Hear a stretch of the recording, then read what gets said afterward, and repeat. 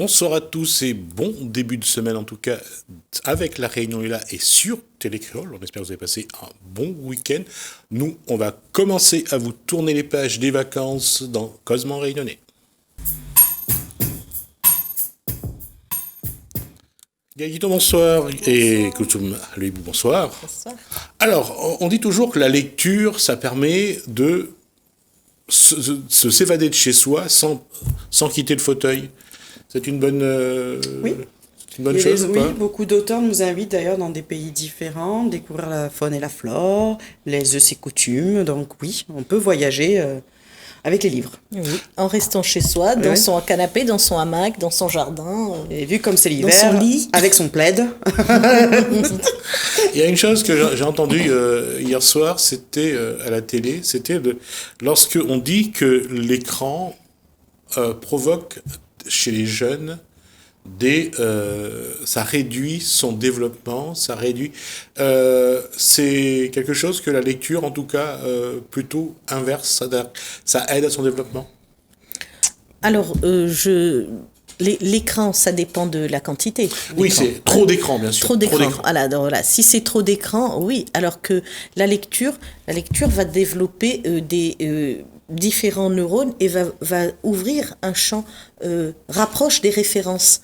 Donc, du coup, d'une référence à l'autre, on fait des connexions, on se cultive, on réajuste sa valeur, on peut s'être trompé, par exemple, sur une notion, et en le lisant, on se dit, ah ben quand même... C'est important parce qu'ils ont fini par dire qu'un enfant qui passe trop de temps devant un écran, à 3-4 ans, voire 5 ans, il ne connaît que 400 mots. Alors qu'un enfant jeune. qui a appris à lire, qui est au contact des livres, en connaît 2400. C'est-à-dire 6 fois plus.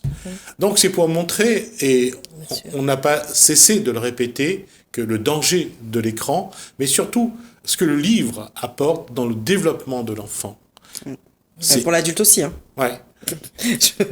Parce que ça concerne le développement aussi de son cerveau. C'est ça, c'est que le cerveau va faire des inférences et des interférences aussi, et à chaque fois, il va mémoriser, emmagasiner des mots, et que, bon, après, si on les utilise pas, évidemment qu'on va les perdre aussi, hein, l'usage des mots se perd si on les utilise pas, mais ça enrichit énormément le vocabulaire. Il n'y a pas... Oui.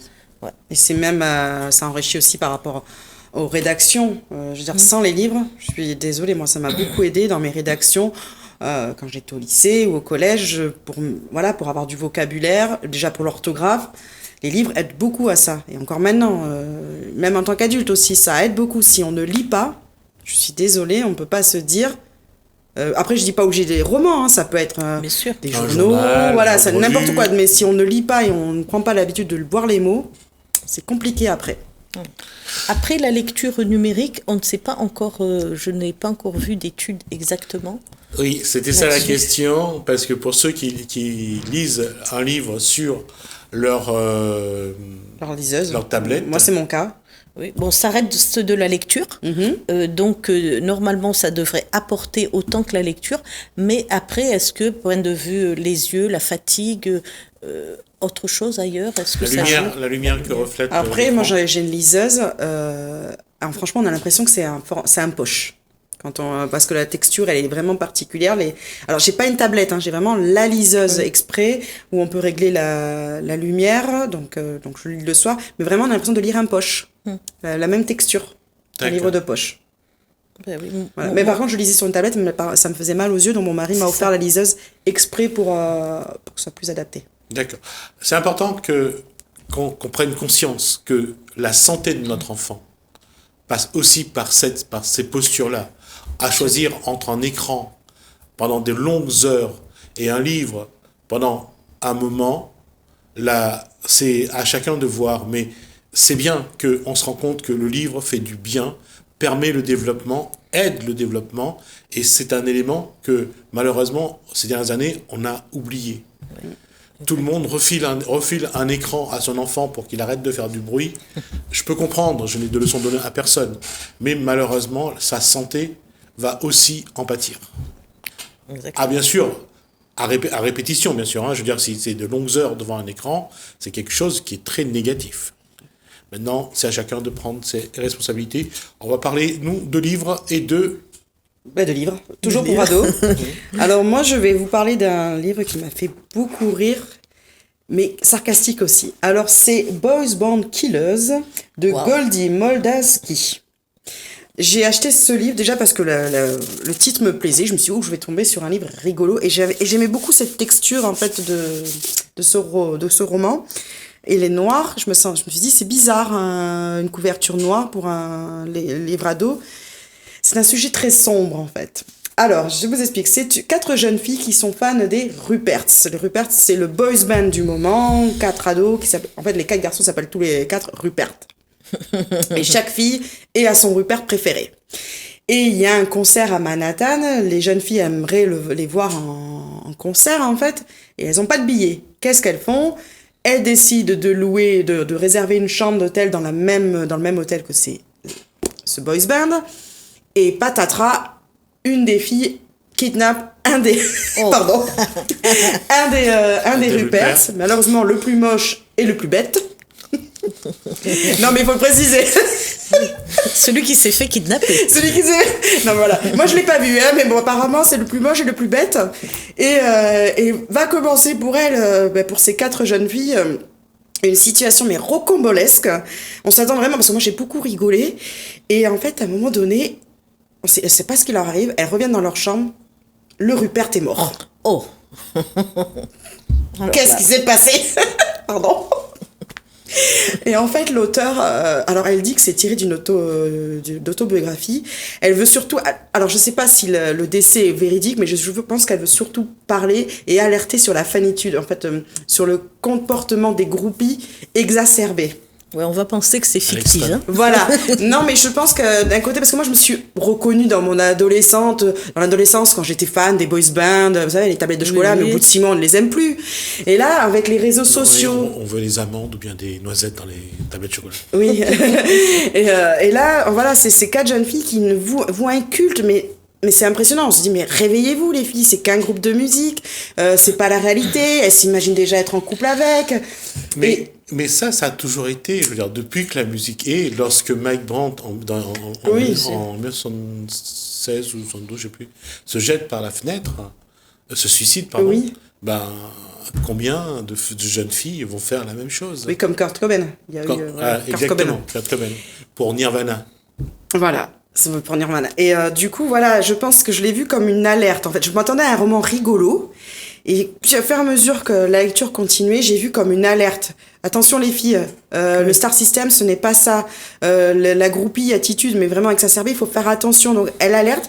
Et du coup, on arrive à un roman un peu plus sarcastique et beaucoup plus troublant que ce qui paraît. Et c'est pour ça que je me suis dit, d'où la couverture noire. Ouais. Et je trouvais qu'on frôlait pratiquement le thriller psychologique. Parce que les filles, elles ont quand même un grain dans tout le long. Et ce qui est bizarre... Pardon. Ah, là, je trouve pas très, très objectif. Non, mais moi aussi, oui, mais il y a le mot qui voilà, le titre, il est parlant, quand même. Ouais. Non, mais après...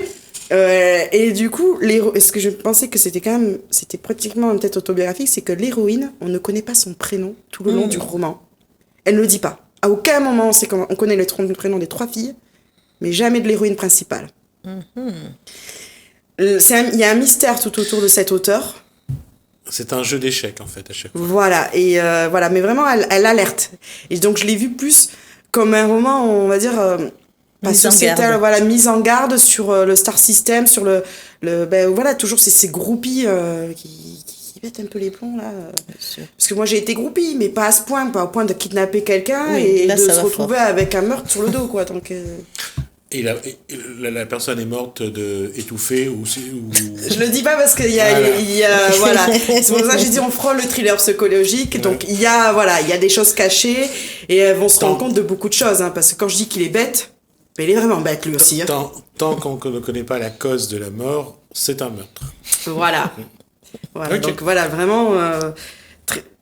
drôle, mais quand on y en gratte, sarcastique. D'accord. Alors, on va enchaîner sur le petit prince de Saint-Exupéry. Hein. Bon, là, on n'est plus dans le meurtre, on est plutôt dans un conte philosophique. Dans l'acné, puisque dessine-moi un bouton. Oui, voilà. Et donc, chacun des 27 chapitres de ce conte philosophique va faire réfléchir sur le sens de la vie. Alors, bon, Dessine-moi un mouton, c'est vrai que c'est l'un des plus connus, mais moi, j'adore le début où il montre ce dessin. Et il demande aux gens qu'est-ce que c'est. Donc tous les adultes, évidemment, je dirais un chapeau, et puis le rejettent un peu. Et lui, il dit non, c'est pas un chapeau. Ne vous trompez pas, c'est un boa qui a avalé un éléphant. Et donc le dessin d'ensuite.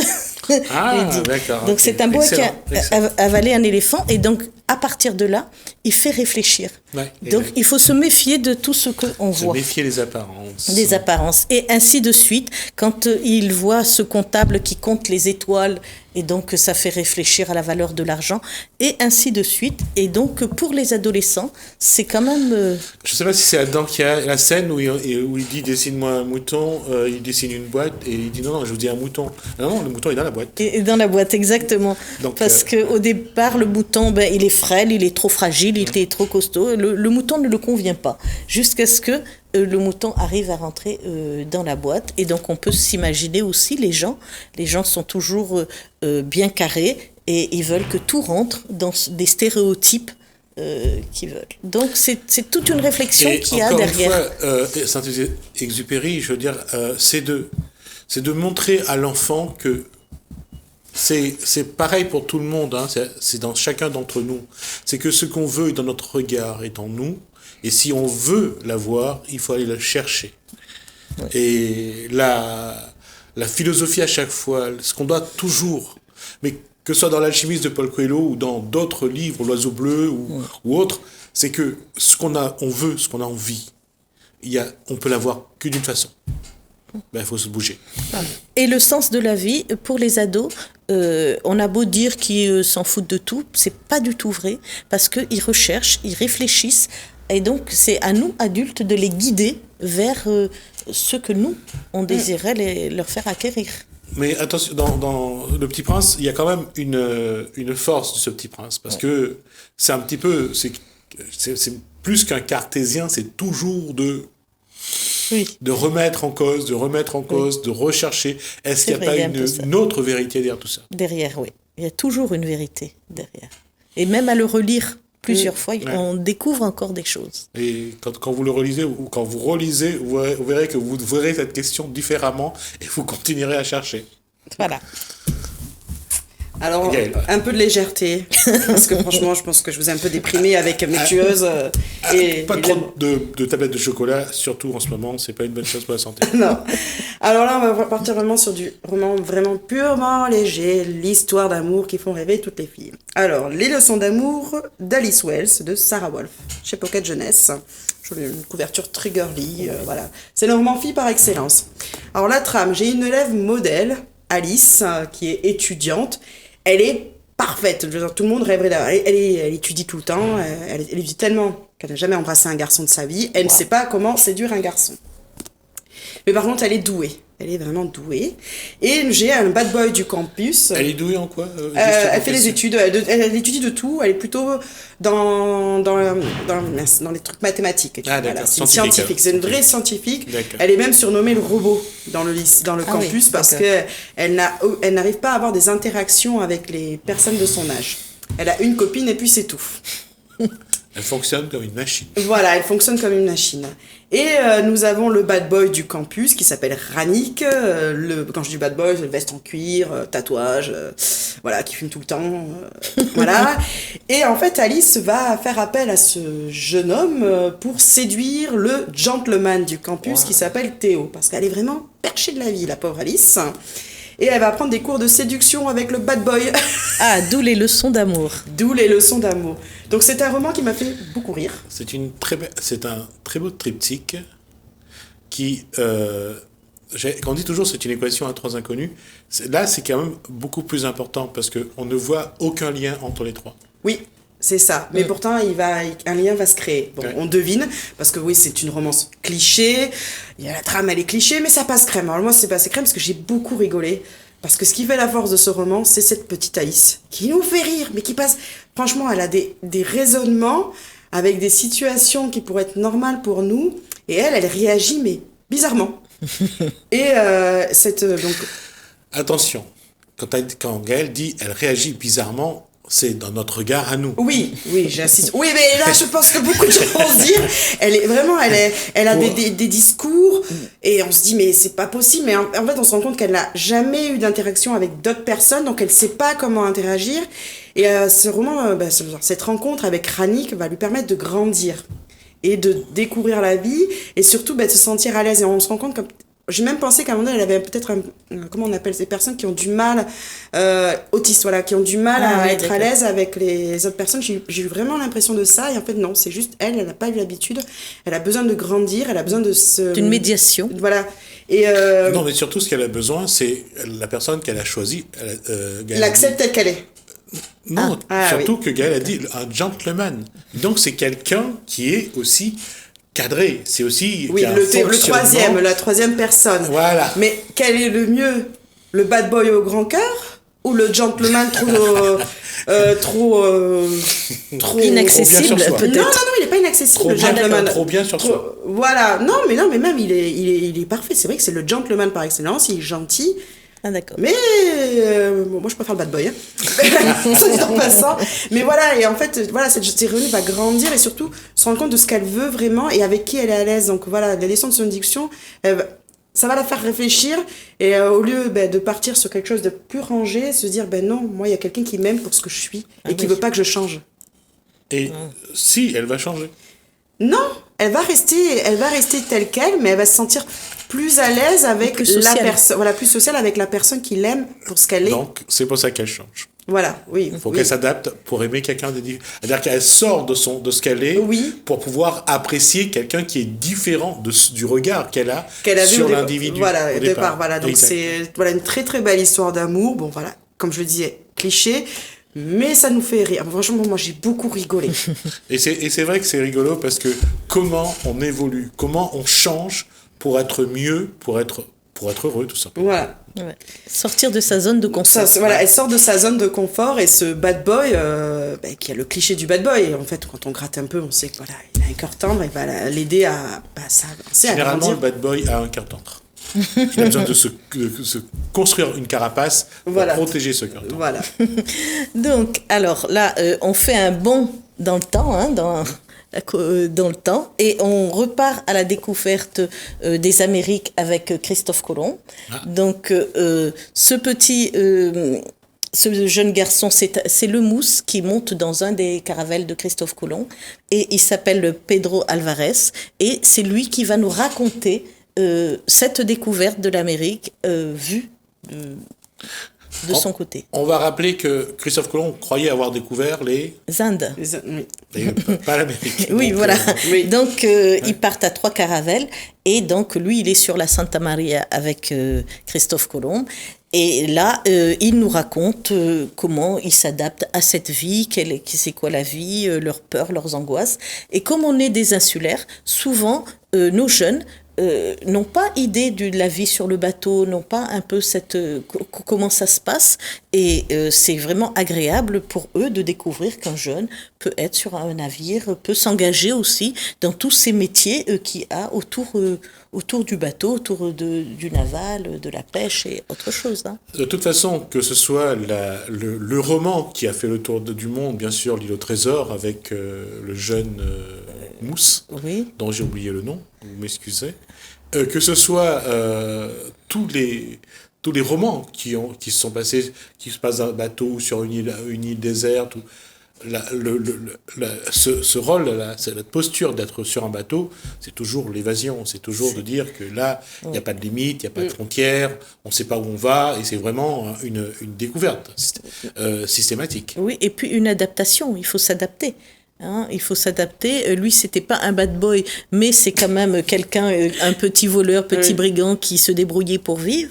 Il tombe, donc il veut s'enfuir, et puis il tombe sur Christophe Colomb, et il s'accroche à sa calèche et lui dit « emmène-moi », et donc il part avec lui, mais il ne sait rien, en fait. Un second départ, en fait. Voilà, Voilà. Une Et chance il de... repart Voilà. avec lui. Et là, il découvre le monde de la mer, le monde des marins, le monde de la découverte. Et c'est un paradoxe pour une île comme la Réunion, parce que les histoires de bateaux, les histoires, que ce soit la Réunion ou Maurice d'ailleurs, avec Paul et Virginie pour l'île Maurice, le Saint-Gérand, que ce soit là on a encore ça, on voit les, je sais pas si c'est un hasard ou c'est quelque chose qui arrive naturellement.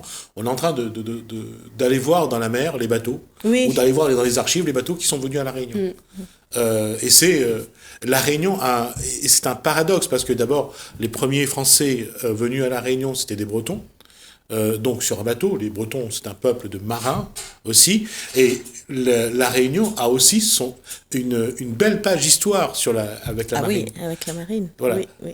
Et comment ça se fait que nous aujourd'hui on est des Oui, on est des, comme dirait le capitaine Haddock, on est des marins de douce. Oui, les gens de la mer font quand même sur les réseaux, mettent quand même publient beaucoup sur ces épaves, sur ces recherches, sur ceux qui font. Il y a une association qui s'appelle la Confrérie de la Mer. La Confrérie de la Mer à la Réunion. J'espère que vous avez l'occasion de voir ça. En tout cas, merci. On arrive à la fin de cet échange. Merci, merci Gaël pour ce moment. Ça a été c'est vraiment un plaisir.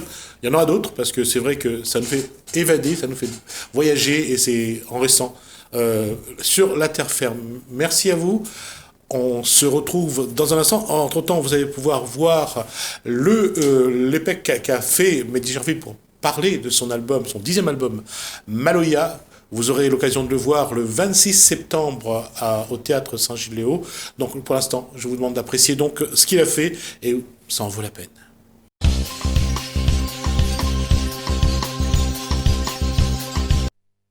Comment moi la vue ton chemin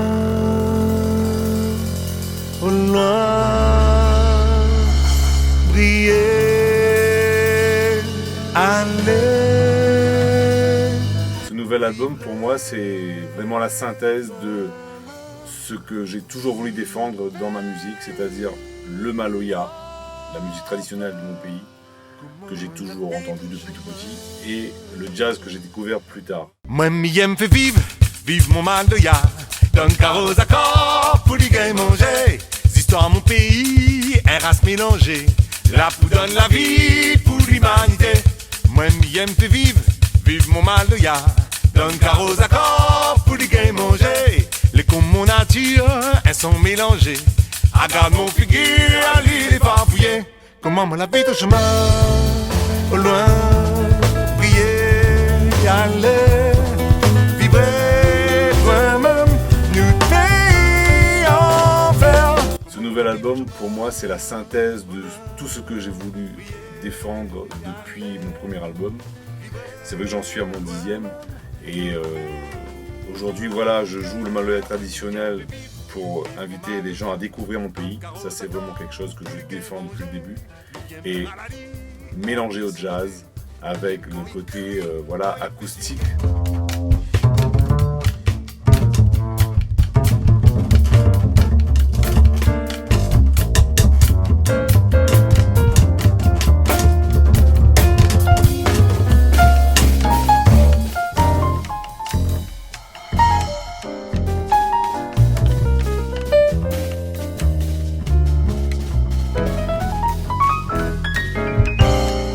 Mon Maloya, pour moi, c'est un mélange de cultures à l'image du peuple réunionnais qui vient d'Afrique, d'Asie, de l'Inde, d'Europe.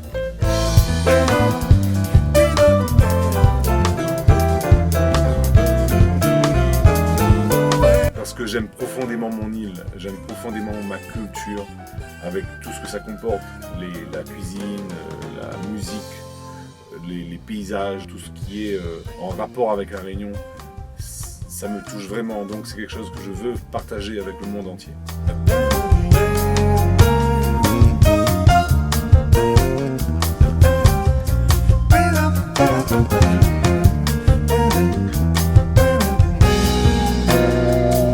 Aujourd'hui, voilà, on a la contrebasse en plus et qui donne un son beaucoup plus acoustique. C'est quelque chose d'extraordinaire avec Michel qui est vraiment un bassiste fabuleux qui se met à la contrebasse et il le fait vraiment avec brio.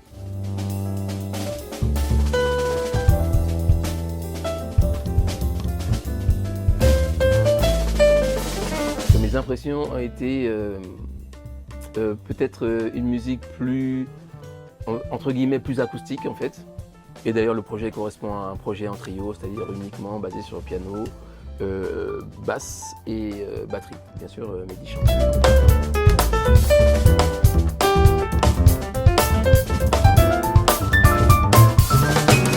Emmanuel Félicité, pour moi, voilà, c'est le batteur actuel à La Réunion qui a un background, vraiment un côté roots, qui joue Maloya pays, mais en même temps avec une finesse, vraiment un jeu fin avec beaucoup de virtuosité aussi. Et c'est exactement ce qu'il fallait pour ma musique.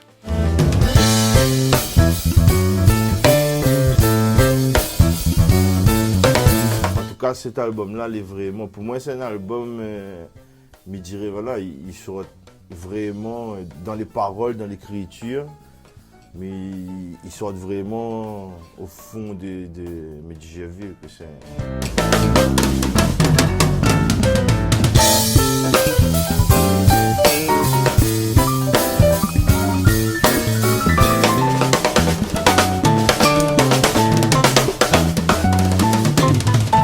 À travers la musique de Mehdi, qui est vraiment une musique live, voilà, d'ailleurs les conditions de studio sont, voilà, on joue en live, en studio, et on explore au plus loin ce côté-là.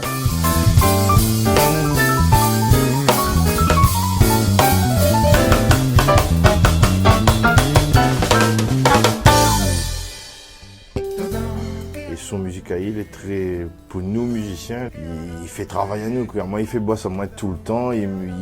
Il garde moi le côté, ben, il faut bosser, quoi. Il faut bosser pour faire l'album. Il fallait travailler un peu quand même. Compliqué l'album. C'est pas facile.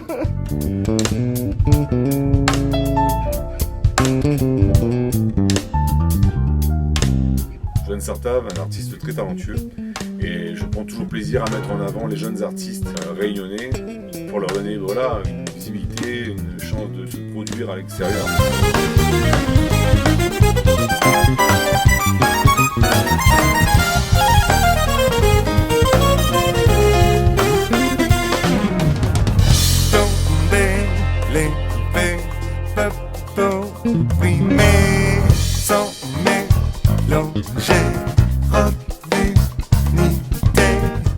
C'est l'honneur déjà pour moi de jouer d'abord avec Mehdi Gerville parce que c'est un artiste qui m'a beaucoup écouté, qui a beaucoup à apprendre à moi dans mon parcours musical, en tant que musicien, la façon de composer sa musique, tout ça là, enfin, m'a beaucoup appris.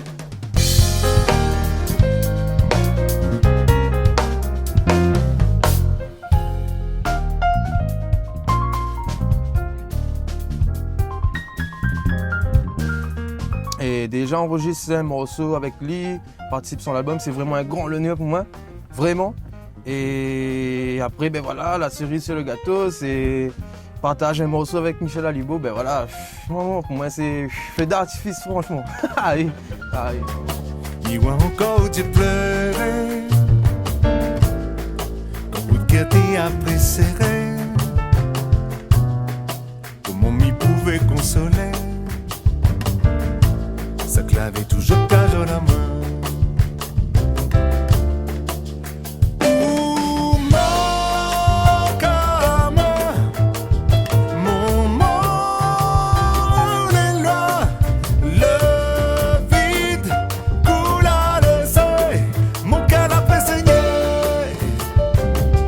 Il y a des chansons mélangées Maloya jazz en fait, hein. Moi c'est un peu ma marque de fabrique. Il y a aussi des morceaux instrumentaux. Donc ça c'est quelque chose que j'aime bien, voilà, faire toujours le rythme du Maloya, la base pour moi, et voilà, tout par-delà.